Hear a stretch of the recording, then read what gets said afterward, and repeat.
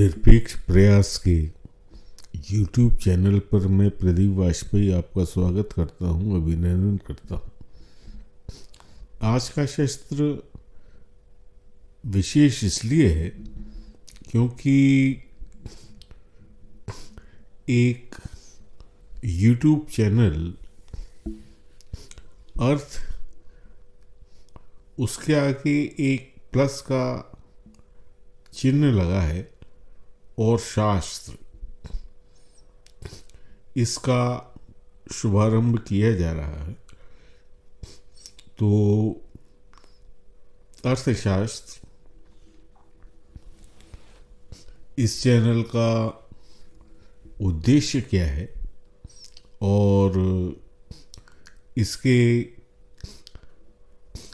प्रसारण के जो सत्र रहेंगे, प्रारंभिक सत्र रहेंगे, इसमें अर्थशास्त्र और आर्थिक गतिविधियां, इन दोनों का सम्मिश्रण किया जाएगा। सबसे पहले हम इस चैनल के जो अर्थ है उसे समझने की कोशिश करते हैं। अर्थ एक द्विअर्थी शब्द है। इसका एक अर्थ अर्थात होता है, अर्थात मीनिंग क्या है। जब आप कहते हैं कि आपके कहने का अर्थ क्या है, तो अर्थ का एक दूसरा परिचय होता है। इस शब्द का एक परिचय अलग होता है, जिसे हम कहते हैं कि ये परिचय प्राप्त करने का शब्द है। और एक अर्थ हमारे इसे मौद्रिक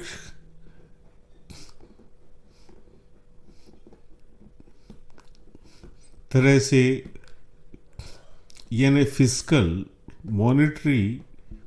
धन से संबंधित, धन से मतलब जो हमारा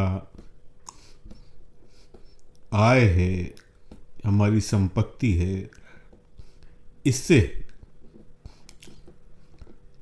इन दोनों शब्द के बीच में जो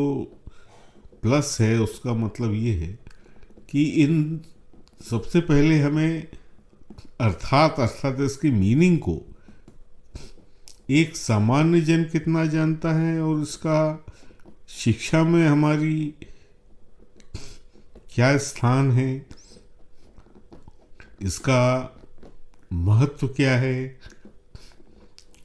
इसे पहले समझना पड़ेगा। उसके बाद में धन अर्थात मौद्रिक अर्थ में इसके महत्व और इसकी व्यापकता का अध्ययन करना पड़ेगा। तो इसलिए जो है, द्विअर्थी शब्द होने के कारण इसका महत्व एक सामान्य जन तक समझना और समझाना इस YouTube चैनल का सबसे अधिक महत्वपूर्ण विषय वस्तु रहेगी। यानी सब्जेक्ट मैटर जो है इस YouTube चैनल का, ये राजनीतिक और जो भी दूसरी तरह की विश्लेषण हम निरपेक्ष प्रयास के YouTube चैनल पर करते हैं, उससे इस चैनल की विषय वस्तु काफ़ी अधिक भिन्न होने वाली है। अब व्यापकता का जहाँ तक सवाल आता है, विषय की व्यापकता का सवाल आता है, तो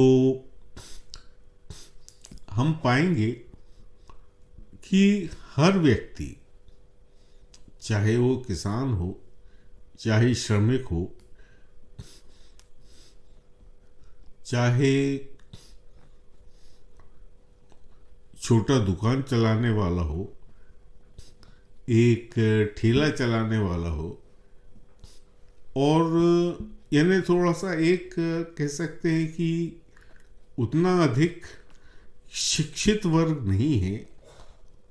उसका क्या ज्ञान है। और जो शिक्षित वर्ग है, जैसे हम कहते हैं कि इंजीनियर हैं, डॉक्टर हैं, वकील हैं और दूसरे पेशेवर हैं, उनका ज्ञान कितना है अर्थशास्त्र के बारे में। कर तो सब आर्थिक गतिविधियां रहे हैं, मगर वो अर्थशास्त्र का ज्ञान उनको कितना है। उन्हें अपना पेशेवर शिक्षा तो दी जाती है, मगर उस शिक्षा के साथ साथ अर्थशास्त्र का कितना अधिक उनको समझ है। और ये समझ नहीं होने के कारण हमारे समाज पर, हमारे आर्थिक विकास पर, हमारे सामाजिक संरचना जो है, राजनीतिक संरचना जो है, इसके ऊपर कितना गंभीर असर पड़ रहा है। ये हम पाते हैं कि राजनीति में आर्थिक विकास की बातें कम और समझ कम होने के कारण जो एक अनुशासन होना चाहिए। अभी थोड़ी देर कुछ दिनों पहले हमारे सर्वोच्च न्यायालय में एक बहस चल रही है, अभी तक उसके ऊपर निर्णय नहीं हो पाया है, कि मुफ्त की रेवड़ियां बांटना, ये एक प्रचलन हमारी राजनीति में आ चुका है और इसके कितने अधिक दुष्परिणाम आगे भुगतने पड़ेंगे हमारे देश को, हमारे समाज को। एक व्याख्यान में मैंने श्रीलंका में जो कुछ हुआ, विश्व के दूसरे देशों में भी ये चीज़ दोहराई जा रही है कि अगर वित्तीय अनुशासन नहीं है, अगर आप राजनीति में इस तरह की मुफ्त की रेवड़ियां बांटने का काम करेंगे तो क्या उसके दुष्परिणाम होंगे। और ये दुष्परिणाम राजनीति करने वालों के ऊपर जो पड़ेगा सो पड़ेगा, मगर इंजीनियर, डॉक्टर और पेशेवर और श्रमिक और क्या इनके ऊपर सबसे पहले गंभीर असर नहीं पड़ेगा। जो हमारी गृहिणियां हैं उसके ऊपर असर नहीं पड़े, ये तो पड़ ही रहा है। और इस कारण से आंदोलन का रूप जो है, बार बार जो है हम देख रहे हैं कि किस तरह किसान सड़कों पे आके प्रदर्शन कर रहे हैं, किस तरह से श्रमिक जो है अपनी मांग मनवाने के लिए प्रदर्शन कर रहे हैं। और राजनीतिक दल उनकी समझ ना होने के कारण कितना अधिक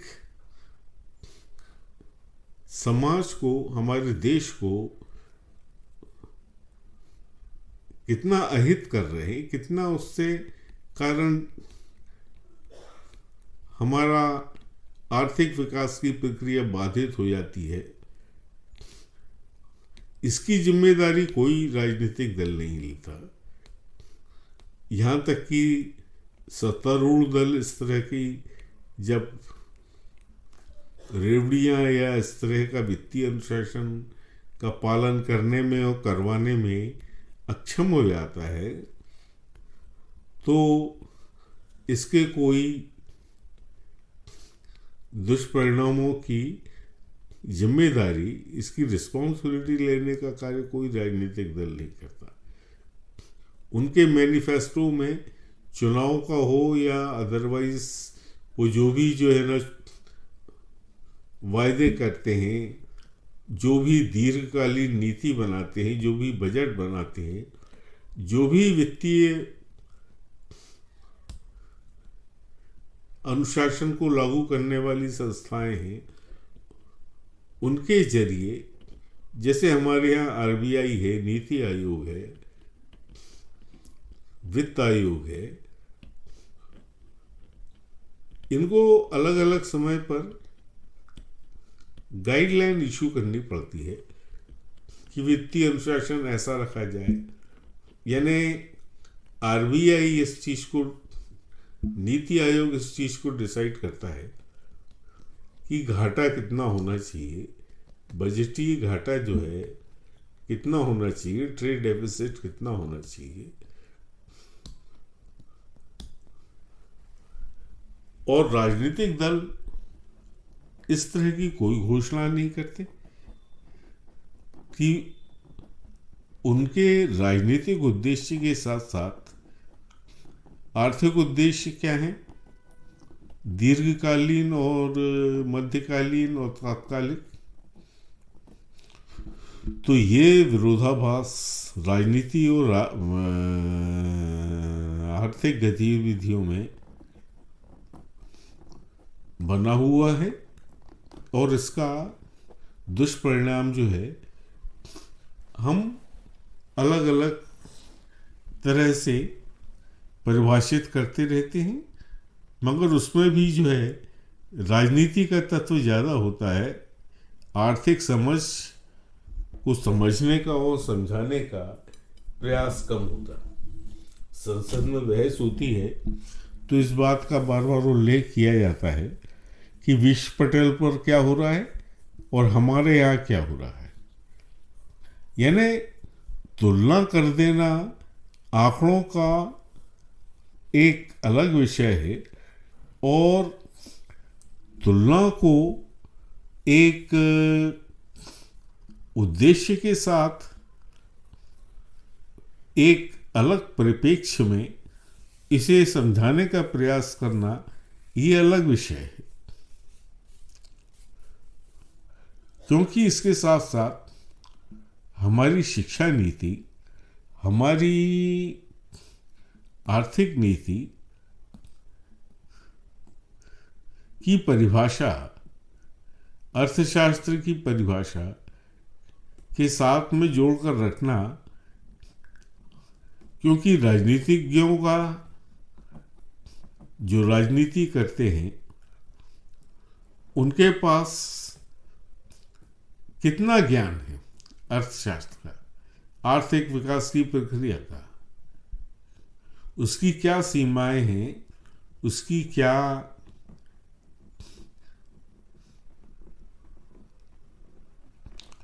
प्रचार प्रसार की व्यवस्था वो कर रहे हैं, उन्हें खुद कितना ज्ञान है। वो अपना ध्यान सड़क बनाने में, बांध बनवाने में, अस्पताल खोलने में, स्कूल खोलने में, इस पे केंद्रित करते हैं, मगर इस बात का एहसास वो सामान्य जन को नहीं देते हैं कि क्या इससे बेहतर भी कोई विकल्प मौजूद है। यानी तुलना हम एक समृद्ध व्यवस्था की, अर्थव्यवस्था के साथ तो कर लेते हैं, मगर उसकी कीमत, उसके लिए क्या बलिदान देने पड़ेंगे, इसकी व्याख्या की जाती है क्या? तो राजनीतिज्ञों को, नीति निर्धारक, ये तो जिसे हम कह सकते हैं कि जो हमारा प्रबुद्ध वर्ग है, जो शिक्षित वर्ग है, उसके आर्थिक ज्ञान का, उसके आर्थिक एस्पेक्ट्स जिसे कहते हैं, जिसके पहलू है, उसके समझ की सीमाओं का मैं थोड़ा एक चिंताजनक पहलू है इसके दूरगामी परिणाम क्या होंगे,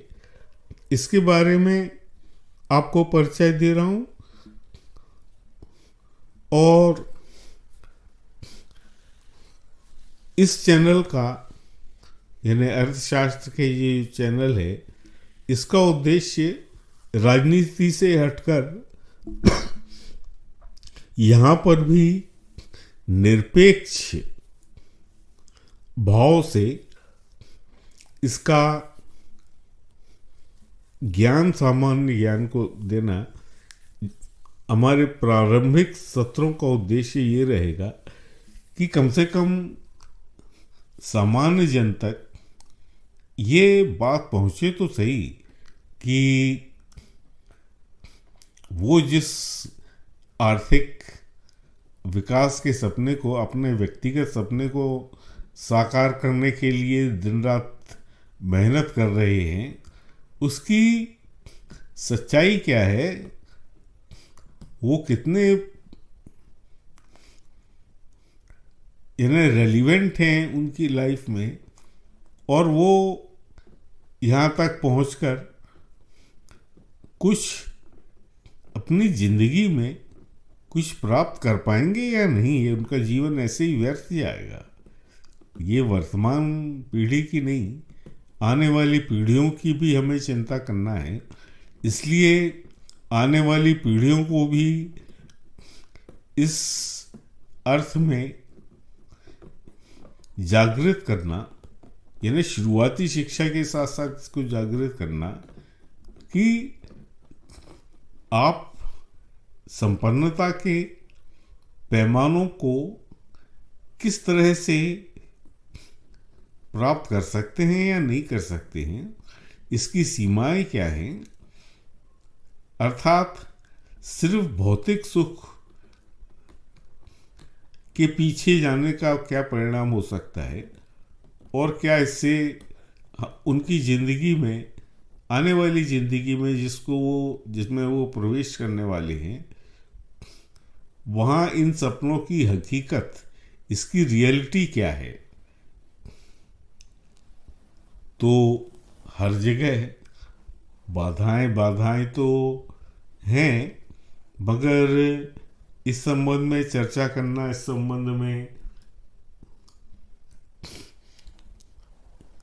समाज को एक नए सिरे से इस ज्ञान का परिचय देना, ये इस YouTube चैनल का प्रमुख उद्देश्य है। और मैं इस विषय में ज़्यादा सहज पाता हूँ क्योंकि मेरा पेशा और मेरी शिक्षा और मेरा झुकाव इस कारण ही अर्थशास्त्र के प्रति ज़्यादा रहा है, क्योंकि शुरू से मैंने इस बात को महसूस किया कि ये विषय तो इतना अधिक व्यापक और महत्व का है, मगर इसके बारे में समझ, अंडरस्टैंडिंग, सामान्य जनता की बात तो आप छोड़ दीजिए, अर्थशास्त्रियों को भी, प्राचीन अर्थशास्त्रियों को और आज के अर्थशास्त्रियों को, नीति निर्धारक को, उनको इस आर्थिक विकास और इस आर्थिक अर्थशास्त्र की सीमाओं का, उनकी समझ का एक व्यापक आधार नहीं है, और इसके कारण पूरे विश्व में अंधानुकरण तो किया जा रहा है। यूरोप की संपन्नता, अमेरिका की संपन्नता, उसके स्तर को प्राप्त करने के लिए अंधानुकरण तो किया जा रहा है, मगर सामने कोई आदर्श नहीं, कोई मतलब नहीं है। बस आज के लिए आर्थिक विकास या ज़्यादा से ज़्यादा 5 साल 10 साल के लिए आर्थिक विकास, इसके आगे जो है ना कोई अपना आर्थिक विकास का लक्ष्य क्या है, कहाँ वो जाना चाहते हैं,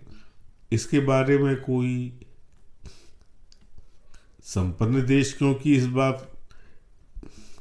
अगुवाई नहीं कर रहे हैं, लीडरशिप नहीं ले रहे हैं, तो जो कम विकसित देश हैं, गरीब देश हैं, वो क्या करें? अंधानुकरण करने के अलावा उनके पास में विकल्प क्या है? तो ऐसे बहुत सारे पहलू हैं जिनके बारे में हम इस YouTube चैनल पर चर्चा करना, क्योंकि विषय अलग है, इसलिए इस विषय को लेकर इस चैनल का शुभारंभ करने का प्रमुख कारण इस सत्र में मैंने आपको दिया है। और इस चैनल को थोड़ा थोड़ा अपना योगदान अपनी समझ के साथ आप इसका कितना जो है अर्थशास्त्र के बारे में कितना जानते हैं, आर्थिक विकास के बारे में कितना जानते हैं और कितना जानना चाहते हैं, इसके बारे में आप हमेशा जो है जागृत रहिए, इसके बारे में सोचिए समझिए। और जो भी शिक्षित वर्ग है उसका ये प्रथम कर्तव्य बनता है कि वो अशिक्षित लोगों को भी इस YouTube चैनल के माध्यम से उनको जोड़ने की, क्योंकि कम से कम अगर वो ज्ञान प्राप्त करना चाहते हैं तो सुन तो सकते हैं, किताब नहीं पढ़ सकते, अखबार नहीं पढ़ सकते, तो कम से कम सुन के तो जो है अर्थशास्त्र के बारे में, आर्थिक विकास के बारे में अपना ज्ञान बढ़ा सकते हैं और एक उज्जवल भविष्य की तरफ एक उनकी जो अपेक्षा है, उनकी आशा है, उसे प्रासंगिक बना सकते हैं। इस चैनल में आज के सत्र में इतना ही। आगे के सत्रों में हम चर्चा को जारी रखेंगे। तब तक के लिए धन्यवाद।